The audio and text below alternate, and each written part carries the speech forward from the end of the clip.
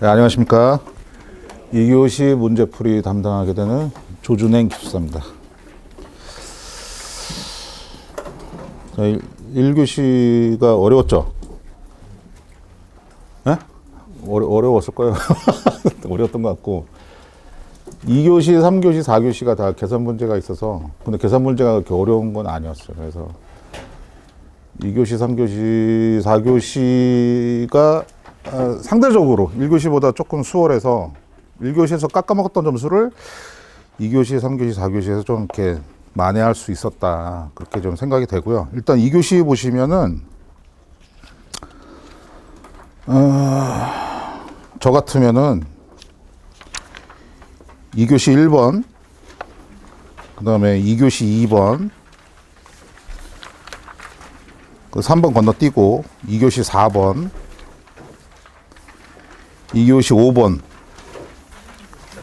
6번 건너뛰고 요렇게 네 문제를 선택할 수밖에 없었어요. 왜냐하면 2교시 3번 같은 경우 보시면 2교시 3번이 뭐였죠? 3번이 성능인증 또 문제가 나왔거든요. 이것도 쉽지 않습니다. 그러니까 새끼 문제 1번은 풀 수 있는데 새끼 문제 2번, 3번은 건드리기가 쉽지 않았다. 그 다음에 2교시 6번 보시면은 모르겠다. 뭐 이런 거죠. 느낌이. 그래서 2교시는 아마 대부분이 아마 이 네 문제를 선택을 하셨을 것 같아요. 근데 만약에 계산 문제를 선택을 못했다. 라면 좀 2교시가 좀 힘들었을 것 같고 좀 그런 느낌이 있습니다. 1번부터 볼게요. K팩터의 소화효과, 그 다음에 K팩터 값, 그 다음에 K팩터 80유도, 그 다음에 방사압력 높을 경우 장단점 이랬어요. 그래서 이제 우리가 K팩터는 일단 물방울 크기죠. 물방울 크기. K팩터라는 게 물방울 크기가 되죠.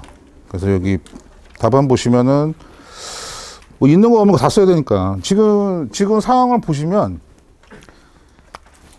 그 새끼 문제 1번이 소화효과고 그 다음에 2번이 종류별 K팩터 값이고 3번이 80유도고 4번이 장단점이에요. 그러면 이제 여기서 보시면은 우리가 딱 생각을 할 때 80유도는 아마 웬만큼 공부하신 분들은 다 하셨을 거예요. 그죠? 이거는 이제 기본적인 문제라고 생각하고 장단점이라고 해봤자 내가 쓸 게 별로 없을 것 같아. 그러니까 뭐 끽해봐야 한 5줄, 6줄, 7줄? 그죠? 그 다음에 K팩터 값 뭐뭐 물어봤죠? 라지드롭, 주거형, 화재 조기 진압형 이거니까 형식 승인상에 있는 거를 물어봤어요. 근데 사실 이제 그걸 외우쓰리라고는 쉽지는 않고 어쨌든 그 값을 쓴다 하더라도 해봤자 3줄이잖아요. 그죠? 그렇다라면은 여기에 조금 힘을 줘야죠. 여기에 좀 K팩터에 의한 소화효과가 뭐다라는 거를 좀 양을 여기다가 좀 힘을 줘서 답안지 분량을 좀 확보를 해야 된다. 이렇게 보셔야 될 것 같고요. 그러니까 처음에 문제 딱 보셨을 때 딱 뭔가 딱 전략이 딱 서야 되거든요. 이거 뭐 너무 간단하잖아요. 써봤자 이거 끽해봐야 이거 다 써봤자 한 페이지? 나머지 한 페이지는 뭐 이걸로 채우겠다. 이런 생각이 딱 들어야 된다는 거죠. 그러면 이제 볼게요. 그 소화효과가 뭐냐면은 어차피 K팩터는 이제 물방울 직경 얘기니까 그 물방울 직경에 관한 수식이 있어요. 여기 보시면은 DP 전 DP 2313 이렇게 주로 이제 많이 얘기를 하는데 요게 그러니까 오리피스 직경에도 관련이 있고 방수압에도 관련이 있는 수식이거든요. 그러니까 요거에 따라서 물방울 직경이 달라진다라는 거죠.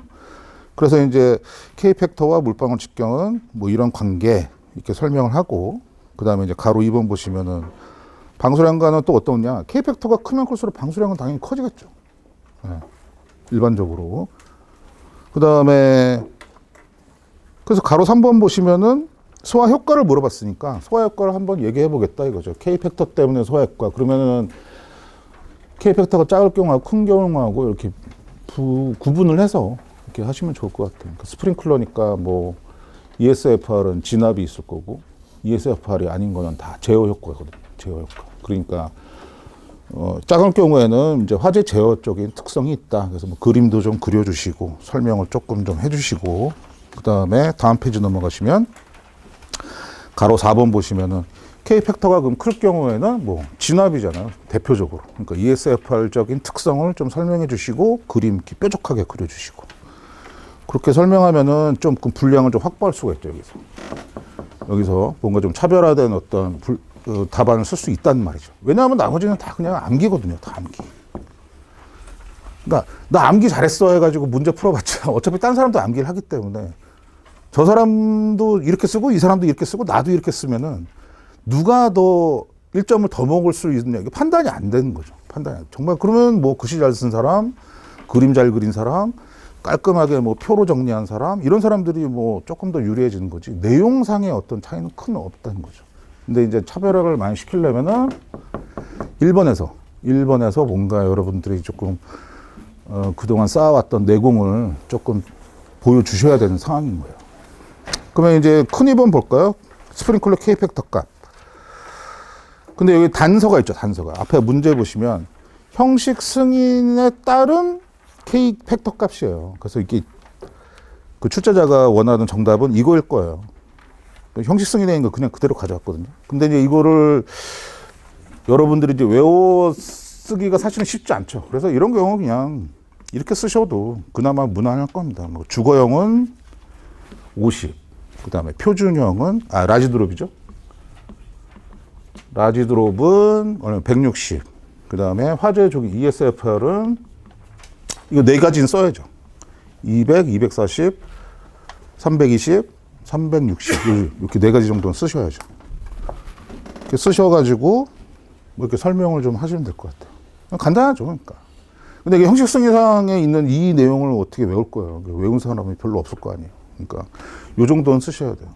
주거형은 지금 1교시인가요? 그 레지던셜 스프링클러 나왔죠. 네, 그러니까 주거형은 특징이 K 팩터 50, RTI도 50.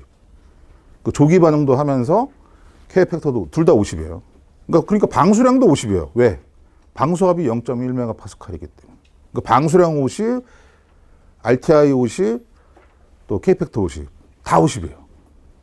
그 주거형은 이게 주거형 또 나중에 나올 수도 있으니까. 큰 3번 K 팩터 값 유도. 유도는 뭐 이거 여러분들 뭐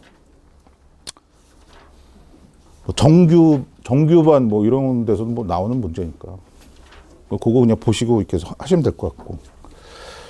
4번이 근데 방사압력이 높을 경우에 장단점이에요. 방사압력이 높게 되면 살수 반경이 일단 증가가 됩니다. 살수 반경. 왜냐하면 헤드에서 빵 쏴가지고 디플렉터를 딱 맞잖아요, 먼저. 그러니까 세게, 만약에 벽면에다가 세게 공을 던진다고 해보세요. 그러면 공이 더 많이 튀겠죠. 세게 튀겼으니까 디플렉터 통해서 더 많이 이렇게 퍼진단 말이죠. 그래서 그런 경우가 있고, 그 다음에 물방울 직경이 이제 감소하게 되겠죠. 디플렉터에 맞고 충격에 의해서. 그러니까 우리가 보통 물은 표면 장력 뭐 어쩌고저쩌고 있잖아요. 근데 그 표면 장력을 이길 만큼의 충격을 때리는 거예요. 우리가 미분부나 물분부나 이거는 물방울의 표면 장력을 보다 더 큰 충격력을 때려서 표면 장력을 깨는 거예요. 그럼 깨지니까 이제 물방울이 작아지겠죠. 표면 장력이 감소한다 이게 아니고 물방울은 표면 장력이 감소하지 않아요. 그대로 뭐 이렇게 계면 활성제나 뭐 이런 거 안 넣는 이상 감소한 게 아니고 표면 장력을 깰 만한 수준으로 충격력을 주는 거예요. 그러니까 이게 다 이렇게 조그맣게 미분무, 물분무가 되는 거죠. 그렇게 되면 어떻게 돼요? 그러면 기상냉각 효과가 더 커지죠. 단점은 뭐냐? 이거 직경이 감소하고 그다음에 더 멀리 퍼지니까 살수밀도가 감소하죠. 그러니까 우리가 보통 살수밀도라고 만약에 본다면 디플렉터 맞고 이렇게 튀기잖아요. 그러면은 만약에 Y축이 살수밀도라고 합시다. 이게 원래 얘가 해야 되는 건데, 그러면 살수밀도가 한 이 정도 이렇게 확보되겠죠. 뭐 예를 들어서 한 10 이렇게. 그죠? 근데 똑같은 방수량을 압력을 더 세게 줘서 이렇게 퍼뜨렸어요. 그러면 어떻게 돼요? 살수밀도가 이렇게 되겠죠. 이해되죠? 그러니까 살수밀도가 작아지니까 우리가 원하는 살수 밀도가 있잖아요. 뭐 ADD, RDD 있잖아요. 아, 그래야 뭐 소화를 시키든 제어를 하든, 진압을 하든 할 거 아닙니까? 그죠? 그러니까 이렇게 살수 패턴이 너무 멀어지면은 똑같은 방수량에서 살수 밀도가 작아지니까 소화 효과가 떨어지는 거죠. 그 다음에 동그라미 2번 보시면 뭐 비산 증발 되겠다. 뭐 이런 거 아시죠? 이런 거도. 뭐 스키핑 뭐 이런 얘기도 있으니까. 그 다음에 이제 그 방수압이 높아지면은 방수량이 사실은 증가하죠. 그냥. 그죠? 네, 방수량이 증가할 거예요. 그 다음에 또 이런 경우도 있어요. 그러니까 헤드 접속 배관부가 있잖아요. 이렇게 우리가 보통. 근데 이렇게 그리진 않죠. 사실은. 하향식으로 하면 어떻게 돼, 이게. 기역자로 이렇게 내리죠. 네, 그러니까 요런데 이게 접속 배관부가 있을 거 아니에요. 그런 배관부에서 뭐 누수가 될 수도 있고, 뭐 이렇게 파손이 될 수도 있고. 뭐 흔한 경우는 아니겠지만. 그래서 1번을 맞추시면 좋을 것 같습니다. 2번. 예비전원. 이거는 아주 오래전부터 예상 문제였죠. 이건 외우고 계셨어요. 왜냐하면 지금 피지법을 쓰지 않기 때문에. GP법을 쓰고, GP법. 이거, 뚜껑이, 이거 왜 이래, 이거. GP법을 쓰기 때문에, 이거는 GP법을 물어보는 문제는 나올 수밖에 없는 문제였어요. 나올 수밖에 없는 문제고. 여기 있는 내용은 그 설계 기준 KDS 내용을 그냥 가져온 거예요. 가져온 건데 이건 아무튼 외워두셔야 되고. 근데 이게 만약에 지금 GP는 이제 이렇게 돼 있죠. 시그마 P에다가 그다음 뭐야? 시그마 P M 마이너스 PL에 곱하기 A 그다음 플러스 PL에 A에 C에 전체에 또 곱하기 K예요. 그럼 지금 우리가 요거는 어쨌든 그냥 외우셔야 되는 거고, 만약에 PG하고 GP법을 비교한다면은 PG법은 전압 강화를 대표적으로 두 가지가 차이점이 있어요.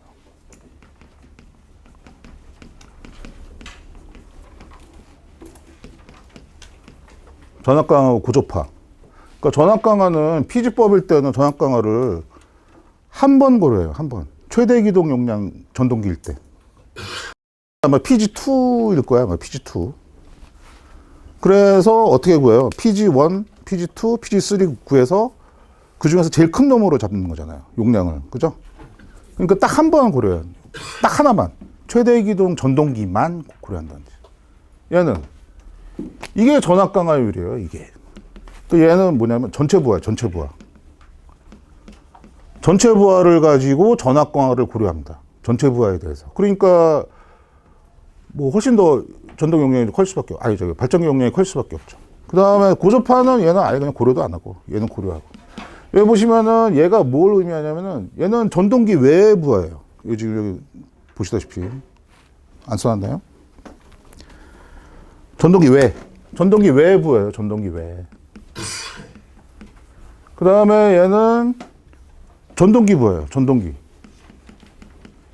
그런데 가장 큰 놈. 최대는 빼고, 최대는 제외하고. 얘는 최대 전동기예요. 최대 기동 용량. 전동기. 그러니까 무슨 말이에요? 전동기 외에도 고려하고. 그러니까 1번 부하, 전동기 외에 따로 1번 부하. 그 다음에 전동기인데 최대 전동기는 빼고. 그 다음에 최대 전동기까지. 그러니까 지금 요 한 텀이 전체 부하잖아요. 그러니까 전체 부하에 대해서 전압 강화를 고려한다는 거죠. 이게 전압 강화 그 허용률이거든요. 근데 우리는 PG는 그래서 실제로 이게 현장에서 계산해 보면은 PG법으로 계산한 것보다 한 30%에서 한 60% 용량이 증가됩니다. 실제로. 그 더 커져요. 그럼 왜 크게 했느냐? 이제 예전에는 전동기 부하가 제일 컸고, 걔에 필적할 만한 부하가 별로 없었어요.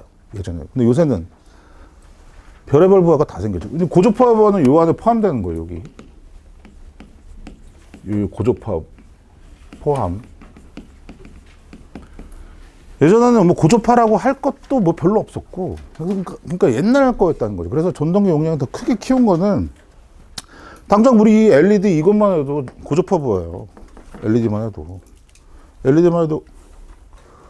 아무튼 대표적으로 요 두 가지가 큰 차이예요. 요 두 가지. 그러니까 전압 강화를 전체를 고려할 거냐, 아니면 얘는 최대 기동 전동기만 고려할 거냐. 그 다음에 고조파 쓸 거냐, 말 거냐. 그러니까 상당히 지금 현재 GP법으로 되어 있는 거는 법적으로 다 GP법에 이제 PG는 쓸 수 없습니다. PG는 국토교통부에서 아예 그냥 지정해버렸기 때문에. 그래서 사실은 지금 만약에 우리가 예전에는 그러니까 그 건축물에서 일반 건축물에서 제일 큰 그 부하가 결국 소방펌프밖에 없거든요. 소방펌프 전동기. 근데 지금은 그게 아니라. 그러니까 비상부하로서 막 이런 등도 켜야 되지, 예를 들어서 엘리베이터도 몇 개 움직여야 되지, 해줘야 되지, 무슨 냉장 찾고 이러다 냉장고도 돌려줘야 되지. 부하가 너무 많았어, 지금. 그래서 옛날 방식의 피지법으로 예비전을 했다가는 비상부하를 다 감당을 못 한다는 거죠.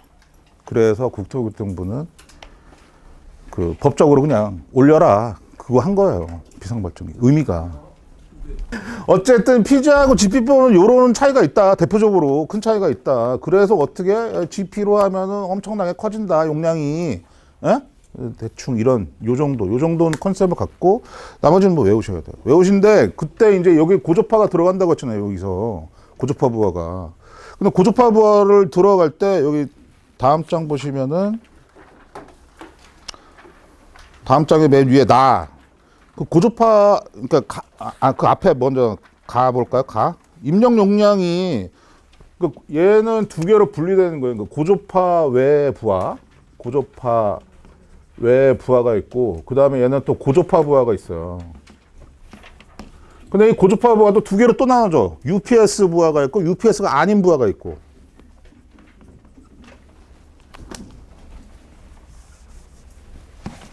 UPS가 아닌 거 있고 이렇게 지금 다르거든요. 그러니까 이 고조파 발생 부하는 UPS 부하든지 UPS 외 부하든지 다 뭘 고려해줘? 가중치, THD 가중치 람다를 고려해줘요. 람다를. 이거는 람다는 그러면 어디에 있느냐? IC 규격에 있어요. IC 규격 얘가. 그래서 지금 문제에서 고조파 저감 장치를 쏜다 그러면 람다는 1.25를 주게 돼 있다는 거죠. 있다가 아니라, 그러니까, 이렇게 해줘도 된다. 가능하다. 이렇게. 그래서 지금 요것도 약간 GP법에서 약간 불명확한 부분이거든요. 요게. IC 규격 보시면은 그렇게 자세하게 안 나와 있어요. 그래서 그 부분이 지금 또 개정 준비 중이라고 듣고는 있었습니다. 나머지 이렇게 무슨 개수 있고 이렇게 표를 적어 놨지만 사실은 이건 못 쓰죠. 여기까지는. 근데 이제 표까지는 아니더라도 요 정도 말 정도까지는 다 암기를 하셔서 했고, 결국 마지막에 19페이지 보시면은 또 적어 있어요. 우리 용량 산정 시 고려사항에 예비전원 이 기준을 보시면 이게 있단 말이죠. 그러니까 스프링클러 조항에 거기 만족해야 된다. 그럼 스프링클러 조항이 우리 화재 안전 기준 보면은 동그라미 2번, 3번, 4번이 있는데 2번이 PG1이죠. 3번이 PG2예요. 4번이 PG3고 현행 기준이에요. 현행. 그러니까 무슨 말이냐면은 이렇게 해서 용량을 산정하되 스프링클러 화재 안전 기준에 있는 PG1, 2, 3를 만족해야 된다는 거예요. 근데 사실은 만족해요. 왜냐하면 이게 용량이 더 커진다고 했잖아요. 훨씬. 그래서 만족하긴 하는데 혹시나 해서 이렇게 달아둔 건데, 우리가 만약에 만약에 보는 입장에서 본다면 이런 단서 조항을 같이 써주는 것도 좋죠. 그죠? 그 다음에 뭐 지금 답안지는 없지만 만약에 예를 들어서 4번 뭐 비교 이래가지고 요렇게 한 간단히 이렇게 한 써주는 것도 괜찮죠. 그죠? 왜냐하면 GP하고 PG를 이렇게 딱 뭐죠? 이렇게 심플하게 딱 비교 한번 해주는 게 굉장히 채점자로 하여금 아, 이 사람이 굉장히 제대로 알고 있구나. 이런 느낌을 그런 착각을 줄 수 있잖아요. 착각. 어쨌든 우리는 점수를 많이 받으면 되니까. 그죠? 근데 이게 있느냐 없느냐에 따라서는 또 점수 차이가 크겠죠. 그냥 이게 딸딸딸 외운 거하고 아, 나 의미 알고 있어. 나 무슨 의미인지 알아. 이거하고 천지 차이죠. 3번 상업용 주방 자동 소화 장치 설치 기준. 설치 기준은 뭐 다 아시잖아요. 뭐 소감차, 후덕 뭐 이래 가지고 뭐 많이들 외우시잖아요. 그러니까 이거는 그냥 기출 문제기도 하고 뭐 이거는 그냥 기본으로 외웠다 치고 그다음에 새끼 문제 2번, 새끼 문제 3번 작동 시험, 작동 온도 시험은 못한다고 봐야죠. 이거는 뭐 성능 인증 문제고 큰 2번 작동 시험 문제 같은 경우는 요거는 제가 기억하기로는 관리사 기출 문제였던 것 같아요. 그 정원식 스포트 이거 시험이 있거든요. 그거랑 수식이 거의 동일해요. 거의 동일한데 그거 가지고 아무튼 작동 시험을 하겠다라는 뜻이고요. 그 다음에 3번은 그 다음에 온도 센서를 감지부로 사용하는 게 작동 온도 시험은 뭐냐? 그 액조 시험이거든요. 액조 시험. 이거는 우리 그 스프링클러 헤드의 작동 온도 시험하고 동일해요. 거의 동일해요.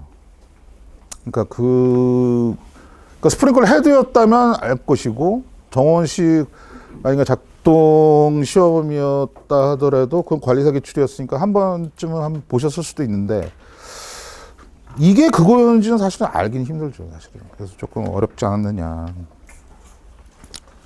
이 작동 온도 시험에서 액조 시험한다는 건 예를 들어서 스프링클러에서 뭘 알려고 하는 표시 온도 있잖아요, 우리.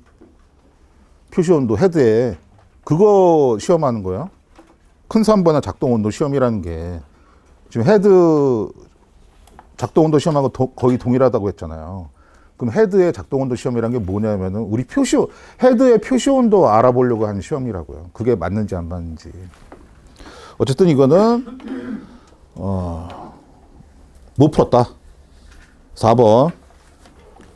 자, 이것도 4번도 지금 보시면은 좀 이게 문제풀이 전략이 좀 필요한 거예요.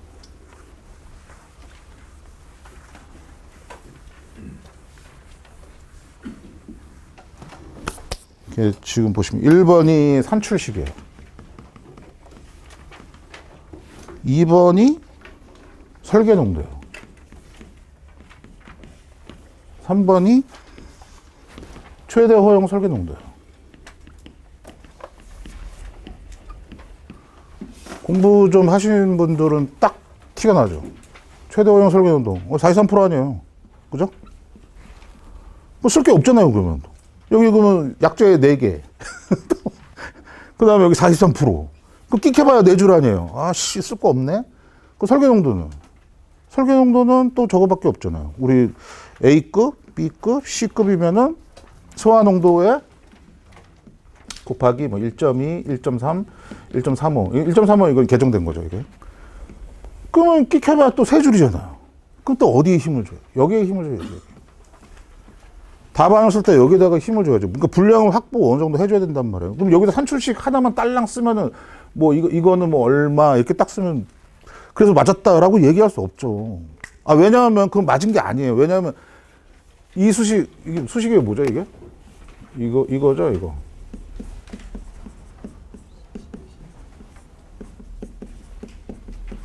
이거죠? W는. 그래서 이게 단위가 뭐예요, 이게 넣어야 된다, 이게. 단위가. 그러니까, 이건 빨리 생각을 딱 하셔야 되고. 그럼 여기다가, 새끼 문제 1번에다가 힘을 줘야겠구나. 2번, 3번은 뭐 아무리 내가 뭐 구라를 치려고 해도 쓸 게 없어요. 그렇잖아요. 딱 명확하게 딱 떨어지잖아요. 그러면은 1번에 힘을 줘야 된다.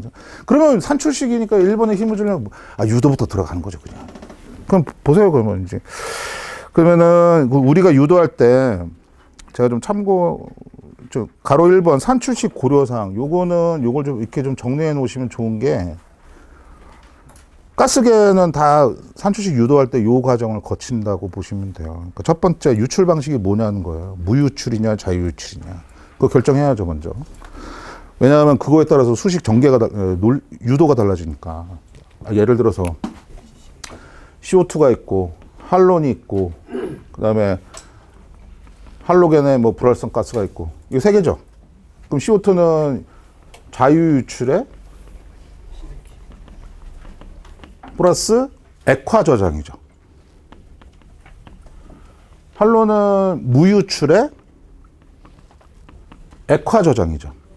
그 다음에 할로겐은 똑같이 무유출의 액화 저장이고 불활성은 자유유출의 기체 저장이죠. 그러니까 이 조건에 따라서 다 이 유도하는 게 다 달라진단 말이에요. 그러니까 얘를 먼저 앞에서 정리해 주는 게 좋다는 거지. 그래서 이렇게 이렇게 조금 논리 전개가 조금 이렇게 깔끔하게 되는 걸. 그래서 이건 거의 공통사항이라고 해서 저는 평가반에서 좀 많이 말씀을 드리는데. 그래서 유출 방식을 먼저 얘기해요. 자유유출이다 이거지. 그러니까 자유유출이면은 수식이, 유도하는 수식이 달라지죠. 그냥 저자 방식이 뭐야? 압축가스라는 거죠. 기체. 기체니까 결국엔 뭐예요? 얘 하나 더 곱해주잖아, 얘. 이게 만약에 질량을 저장했으면 이거 안 곱해준다고. 그러니까 얘 곱해줬다는 건 뭐야? 요걸로 나왔다는 거지. 그 다음에 선형상수는 또 공통으로 들어가잖아요. 또 선형상수 여러분 많이 알잖아요. 선형상수가 비체적이에요. 이게 지금 화재안전 기준에 선형상수라고 돼 있어서 우리가 많이 알고 있지만 이게 비체적이에요. 비체적. 그러니까 비체적이란 건 뭐예요? 비체적 분의 1이잖아요. 밀도 얘기하는 거, 밀도. 얘가 선형상수분의 1이잖아요. 요거는 비체적 분의 1이라고. 얘가 비체적이라고. 그러니까 얘는 뭐야? 밀도야, 밀도. 결국에, 왜냐하면 여기가 부피죠? 그래서 밀도 곱한 거야, 그냥. 그래야지 질량이 나오잖아. 근데 그 질량에다가 또 이걸 또 곱했어, 비체적을. 질량에다가. 그러니까 다시 체적으로 또 바뀌는 거지. 그렇게 되는 거야. 그렇게 돼서 아무튼 이렇게 그래서 선형상수는 여러 번 알고 있잖아요. 여기 21페이지 그림 보시면 대충 저런 그림 하나 그리고 K1은 뭐고 K2T는 뭐 여기서 또 우리 선형상수 조금 설명할 때 조금 경쟁력 있게 얘기하려면 K1은 무슨 법칙? 아보가드로 때문에 쓰는 거야. 아보가드로. 왜냐하면 0도씨 비체적이잖아요. 그래서 K1은 아보가드로 법칙으로 인해서 쓸 수 있는 거고 K2T는 뭐예요? 어떤 T도씨일 때 비체적이잖아요. 이건 샤를 법칙 쓴 거예요. 샤를 법칙. 그런 거를 이렇게 딱딱딱 눈에 띄게 보여주면은 훨씬 조금 경쟁력 있는 답안을 쓸 수가 있는 거죠. 그냥 산출식 유도. 그냥 유도 그냥 쭉 이렇게 하는 거예요. 그냥 쭉. 결국은 이게 뭐냐면은 요 VS라는 거는 그러니까 저장실의 저장 온도라고 보시면 돼요. 저장실의 저장 온도. 그러니까 20도씨라고 보는 거죠. 일반적으로. 여기에 비체적 구할 때 요 K S는 K1 플러스 K2T 할 때 요 T는 화재실의 예상 온도예요. 화재실의 예상 온도. 그래서 우리가 CO2 같은 경우는 표면 화재는 몇 도? 30도. 심부 화재는 10도 이렇게 보잖아요. 걔 빼고는 숫자 준 적 없어. 그러니까 할로겐 화합물 불활성 기체 소화약제는 숫자를 안 줬어요. 설계자가 너네가 알아서 예상 온도 뽑아. 근데 CO2는 10도, 30도 정해져 있죠. 그 차이도 좀 알으셔야 되고. 그래서 이렇게 쭉 이렇게 유도를 해요. 유도를 해가지고 어쩌고저쩌고 하는 거죠. 그래서 아무튼 요런 문제도 여기다가 힘을 줘서 조금 분량을 확보해 줄 필요가 있다. 그 다음에 만약에 요 43% 요거를 조금 더 설명해 줄 수도 있어요. 그러니까 43%는 이게 뭐예요? 이것도 기출문제인데 NEL이죠. NEL. NEL. 우리가 노아엘, 로아엘, NEL, LEL 이렇게 있어요. NEL이 43%고 LEL이 52%잖아요. 43%라는 의미는 O2 농도가 아마 12%인가 그럴 거예요. 얘가 아마 O2 농도가 10%인가 그럴 거고. 이 12%라는 게 무슨 말이에요? 무슨 뜻이에요? 15%가. 의미. 물리적 의미. 물리적 의미 22% 아래로 내려가면 소화가 아니라 인체에 위험하다는 거예요. 인체에. 그러니까 여기 지금 최대 허용 설계 농도는 우리가 할로겐은 노아엘로 있죠? 할로겐 9개 있죠? 그 다음에 불활성 4개 있잖아요. 그래서 토탈 13개잖아요. 우리 할로겐 화합물 불활성 기체.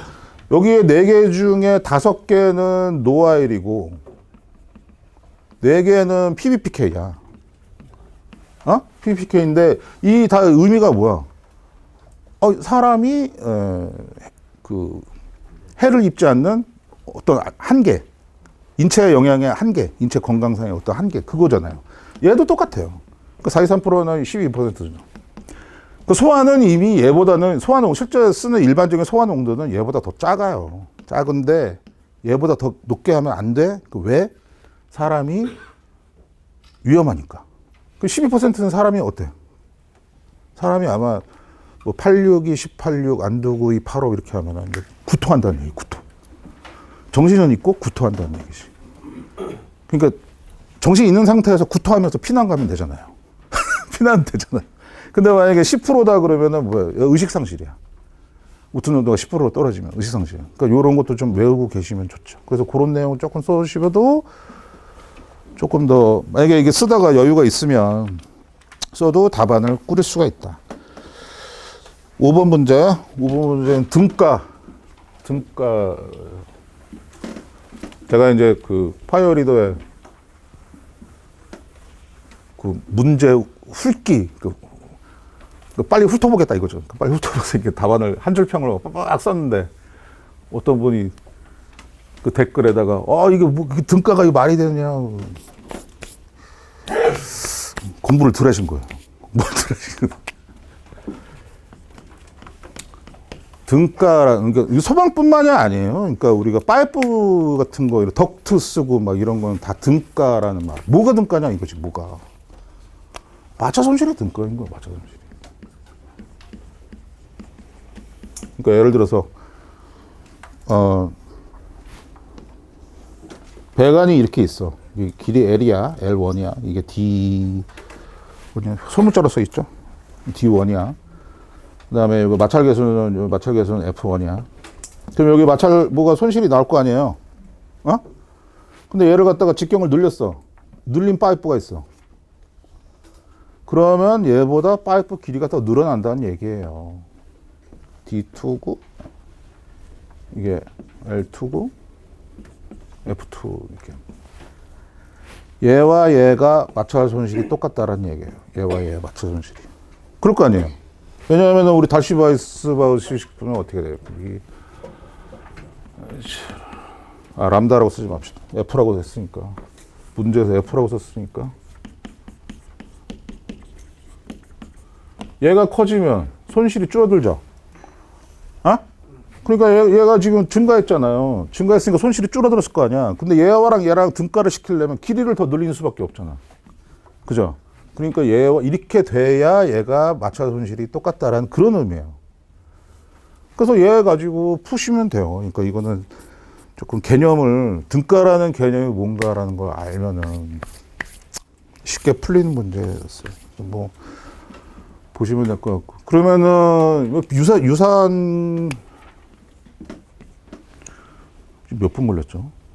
이게 멈추는 시간이 있어서 큰일 났네. 유산계 그것도 있죠. 우리 그 관부속류의 등가 길이. 관부속류의 등가 길이를 구하는 것도 있단 말이에요. NFPA 13번에. 우리나라는 규정된 게 없지만 NFPA 13번에 어떻게 되는가. L 등가는 원래 L에다가 곱하기 L이 우리 하전 윌리엄스에 보면은 만약에 D 등가에 D 표 합시다. D 표. 그러면 여기 D는 4.87이죠. 라는 것도 있고 또 L 등가는 L 또 표에 C 등가에 1.85 이렇게 있단 말이에요. 이 등가 길이가 무슨 말이냐? 이 길이와 그러니까 이 직경이 바뀌었을 때 이 표가 뭐냐면 그 관부속류 표가 있단 말이에요. 그러니까 뭐 엘보, T 그럴 때 관 직경마다 내경마다 이거는 직관 길이로 바꾸면 1m, 1.5m, 2m 이렇게 다 표가 있단 말이야. 그럼 그 표가 만약에 근데 그 표 기준이 뭐냐면 스케줄 40에 조독에서 120일 때야. 근데 얘를 갖다가 만약에 내가 설계를 할 때 스케줄 나는 30 쓰고 싶고 조독에서 한 150 쓰고 싶은데 이러면은 그거에 해당한 그 관부속 표를 보고 그 표에 있는 그 직관 길이를 어떻게 변화하느냐 이런 식으로 변화한다는 거죠. 그 다음에 또 유사한 느낌이 있으면은 또 저것도 있죠. 우리 뭐죠? 덕트도 등가가 있어요. 덕트도 우리 그거 알잖아요. 그거 비겁한 오리발 등가는 1.3에 AB에 A 플러스 B에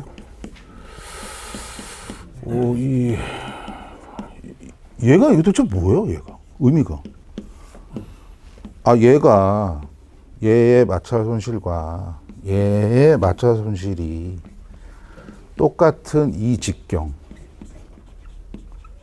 이거 말하는 거잖아요 지금. 그죠? 이게 A이고 B고 그 무슨 소리야? 그러니까 유량이 똑같고 덕트 길이가 똑같고 또 마찰 계수도 여기 똑같다고 할 때 그때 마찰 손실이 똑같은 직경이 뭐냐 지금 그 의미예요. 그러니까 이 우리가 지금 개념 이렇게 수식만 막 그냥 이렇게 외워봐야 될 문제가 아니고 저 수식이 말하는 물리적인 의미가 뭔가 이거를 알고 있어야 응용이 됩니다. 그 여러분들 그 시험 보실 때 나 이 문제 처음 봤는데 이 문제 그게 아니고 여러분들 배웠던 기본서나 아니면 여러분들 배웠던 기출 문제나 이런 데를 그걸 응용할 줄 알아야 돼요. 그걸 외우라는 얘기가 아니야. 그러니까 자꾸 이렇게 기출 문제도 많이 보시고 하라는 얘기가 그걸 외우라는 얘기가 아니에요.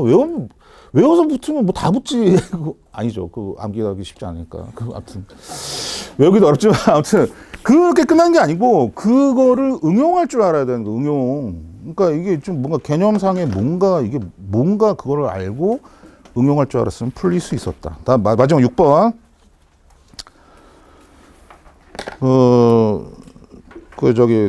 소방청에서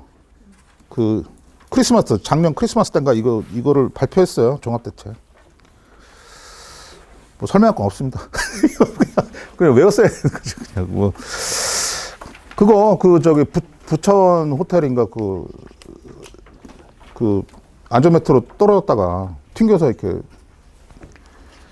그것 때문에 이게 생긴 거였고 그래서 덩달아서 공기안전매트 구조 기준을 또 성능인증 걸 또 냈는데 이걸 누가 외우고 있겠어요? 저 같으면 과감히 포기하는 거죠. 이런 거 외우려고 하지도 마세요. 이런 거도 그냥 또 뭘 봤구나 이렇게 하고 이 문제는 선택하시면 안 되는 문제. 자, 그래서 오늘 여기까지 2교시 다 끝냈고요. 아무튼 시험 보신 분들 좋은 결과 있기를 바라겠습니다. 감사합니다.